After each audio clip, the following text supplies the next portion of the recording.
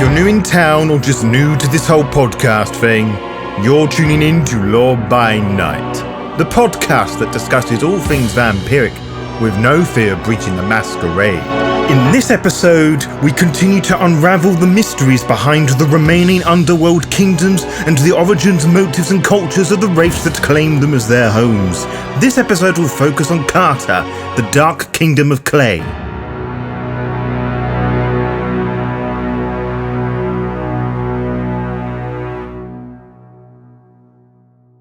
Spiritualism runs rampant in the underworld. I don't think that is a statement that requires further explanation, as I'm sure you can attest to. However, the fair and brutal folk of Stygia seem to forget this. Remember, Charon's original goal was to guide individuals through transcendence, not whatever he and his Death Lords focus on the most, the petty squabbles of political power. You speak of transcendence openly now, and you are either a delusional laughingstock or a dangerous heretic, a religious threat to the Dark Kingdom of Iron.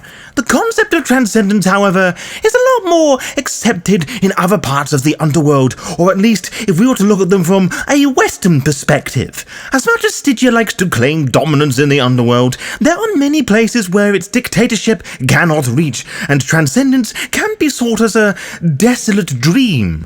One of these places is Down Under, where women glow and the men plunder. This is Karta, or as the Stygian Wraiths call it, the Dark Kingdom of Clay.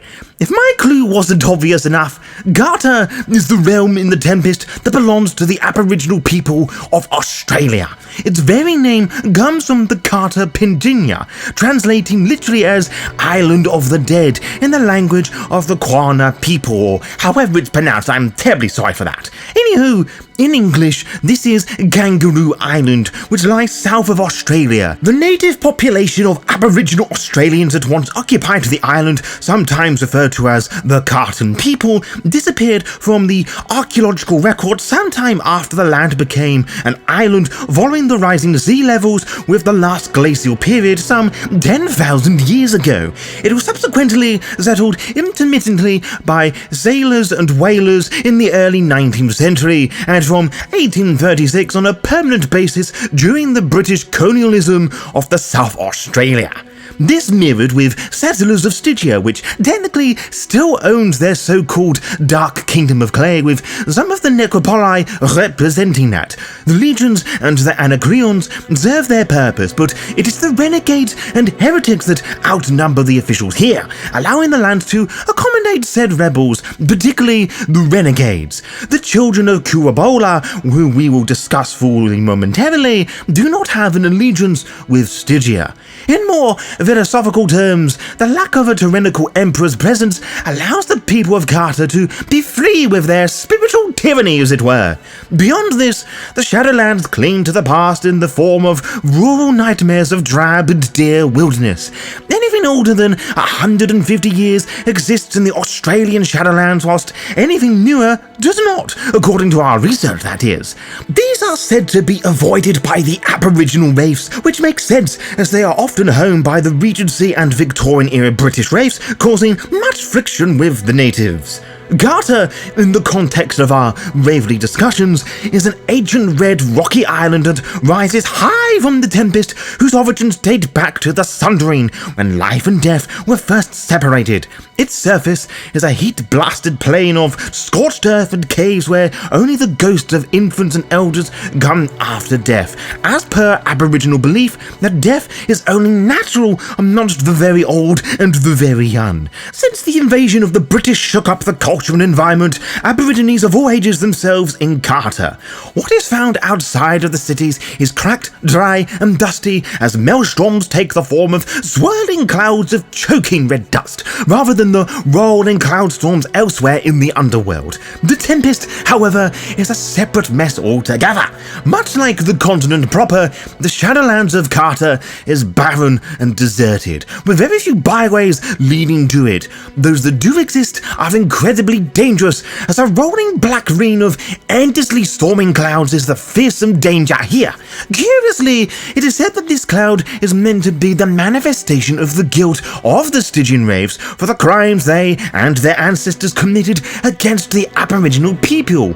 It is known that the shadows of the Australian Wraiths share a strange hive mind akin to that of the spectres that is said to force Western Wraiths into Harrowings for said despair and guilt, guiding them towards something known as the Great Pit. Wraiths that succumb to oblivion this way are meant to lessen the storms around Australia's Shadowlands, but you can believe what you wish here and conduct your own research. To summarise, the Tempest, Maelstroms, and treacherous Fubaris all combine to leave the Dark Kingdom of Clay cut off and isolated from its neighbouring Dark Kingdoms. But that is not all the unique dangers found in the Dark Kingdom of Clay. Many a spirit dwell in the Tempest and Dreamtime, which I will discuss momentarily. There is one entity that is unique to the Shadowlands of Karta, and is neither Spectre or Wraith, and is called the Walgaru. The story goes that a man named Jarappa, it seems he was lazy enough to not want to do his work, but not quite so lazy to think building a magical wooden giant to do the work for him was out of the question. So Jarappa gathered his materials and sat down to work. The core of his being was a whole lot of logs. He carved articulating joints from rocks, gave him pebbles for eyes, straw for hair, and an enormous maw filled with stone teeth. It is said that the magics he attempted, either self-taught or educated, did not work and frustrated him, going off in quite a huff, only to notice the ghostly footprints behind him, which terrified him. He would attempt to trick the spirit from following him by leaving ghostly footprints through a river to drown it.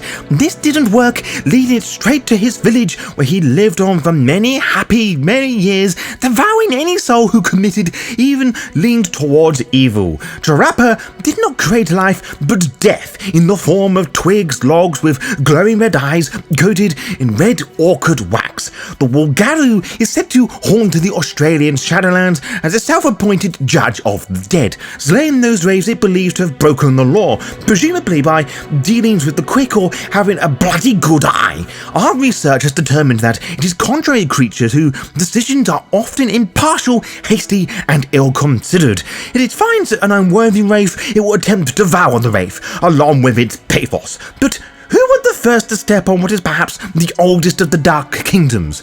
All legend of the Wraiths of Karta claims that the first ones to walk into Karta were two brothers by the name of Kurabao and Kungaru, the latter meaning kangaroo. You couldn't make this stuff up! Anyway, these two would arrive some 50,000 years ago, which, in case you need reminding, was when the Sundering occurred, and many centuries before Charon founded Stygia on the shore of the Sea of Souls.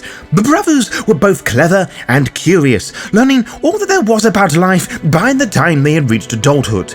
Kungaru voiced his wishes to learn about death, seeing Mika die constantly, which is an Aboriginal word for moon. I will interrupt myself for a moment and explain that there are many Aboriginal cultures.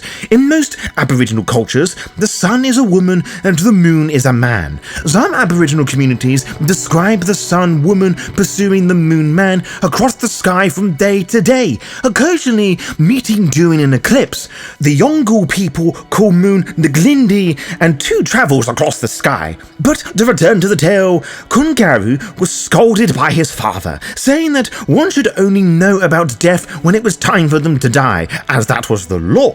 They would leave the Dreamtime to search for the secrets of death. At the end of their journey, they discovered Karta, the Kingdom of Clay. Mika refused to tell them how to be reborn, nor could he be tricked into revealing the secret. Kungaru and Kurobao were trapped in Karta. Kungaru, the wiser of the two brothers, would learn everything he could about Karta, welcoming the wraiths who came after him in time, explaining the ways and laws of the Underworld, and sharing his wisdom of the Dreamtime that most of Karta's wraiths wish to seek. To them, the Dreamtime is a place similar to the far shores and a state of mind like transcendence. The Dreamtime is a spiritual home of the Aboriginal people, the period in which life was created according to the Aboriginal cultures. Dreaming is the word used to explain how life came to be. It is the stories and beliefs behind creation, for which there is plenty to look into at your own leisure. Kurobao, however, was the younger and crueler sibling. He was malicious, and to some archives, a cannibal. He would impression the spirits of the dead, occasionally devouring them or making them his slaves, all of which delighted him. He would also dissolve them into plasm and turned them into weapons to fight his brother. You can see the difference here, I'm sure. Kungaru was calm and peaceful, welcoming death with a warm embrace, while Kurobao tried to conquer it but failed even when he attempted to enslave and fight his own brother. It was Kungaru's influence that guided the Wraiths of Karta to shun the living, forgetting the pleasures and sorrows of the Skinlands in order to transcend, which Kungaru was able to do. He left generations of elders and teachers to carry on said teachings. Kurobao could not only gaining a few followers of his cause following his succumbing to the shadow. These renegades are the children of Kurobao that still exist today and seek to elect a true king to rule Karta, which recognizes no supreme ruler. The Dark Kingdom of Clay is not so named as such because of the material value, like the Dark Kingdoms of Jade and Iron that we've discussed previously, and possibly Dark Kingdoms thereafter, but the literal land itself being a shadow of its former self, reminding the Aboriginal Wraiths of the people's intimate physical and spiritual links with the land, a connection so intimate that is said not even death can sever it. It is the driving force behind it, making the spiritual journey of transcendence and the physical one to special caves that allow one to enter the Dreamtime, or special in the hills if the children of Kurobao are to be believed. The balance between assisting the living relatives and descendants and moving on is probably a greater fight in Karta than in any other Dark Kingdom, especially with the older Aboriginal Wraiths that love the European colonizers. Karta is their home, their sole domain, and they guard it fiercely. They already lost the Skinlands to those bastard British, and they will not surrender their most sacred of homes to absolutely anyone. To be kept updated, follow the Law by Night VTM Twitter and Instagram pages to find out when we upload each episode. You can also find out by subscribing to the YouTube channel and clicking on the little bell, as you'll be immediately notified when the latest episode is live. Until next time, farewell.